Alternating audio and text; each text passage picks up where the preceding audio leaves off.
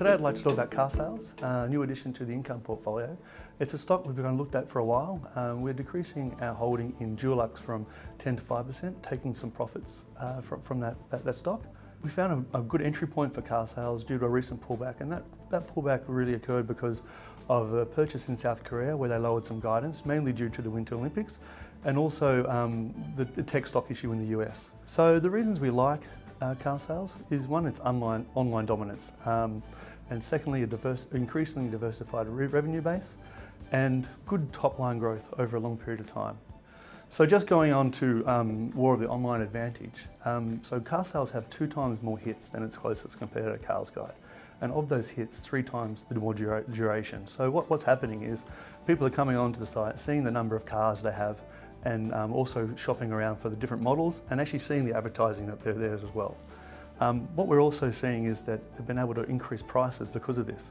And this is going against competitors who have free listings with Gumtree and Cars Guide. So this online advantage is able to increase prices above inflation. They have a tiered system for private sales where they the price of the car depending on how much you pay. And with dealers, they have a thing called lead pricing, which they've been able to increase steadily over the last few years. And with lead pricing, it's not a per car listing, it's per inquiry listing. So the more people do inquiries for the cars, the more that they make as well. So that's 70% of the revenue does come from online, but they also have ancillary businesses.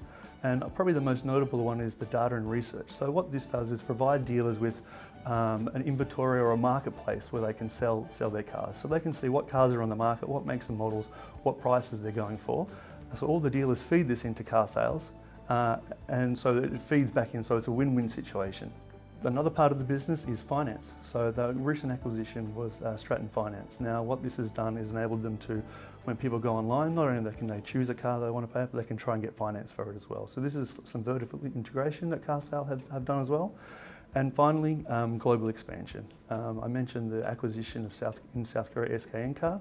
So they have the #1 player online in South Korea, 2/3 of the market, and the full acquisition should enable them to instill some of the pricing changes they've made in Australia, where they haven't had price increases in the last 2 years. And they also have controlling or full interest in numerous online portals in South America, namely Brazil, Chile and Cambodia.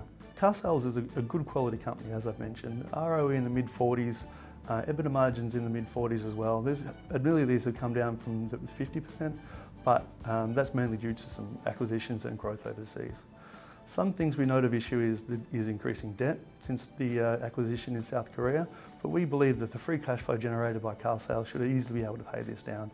And that free cash flow yields about 3.5–4%. Another thing of interest is CapEx. CapEx has gone from 1% to 2% of sales, mainly due to global expansion and the acquisition of Stratton Finance.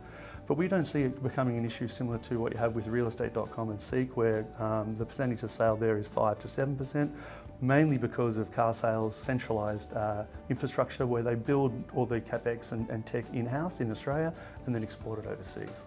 So just to recap, we're really confident on the online expansion, online dominance that Carsales have, an entrenched market. We also like their global expansion, and we also have noticed the really strong correlation that car sales have between new car sales and GDP. And we've seen new car sales rise steadily since the GFC, and we believe this can continue.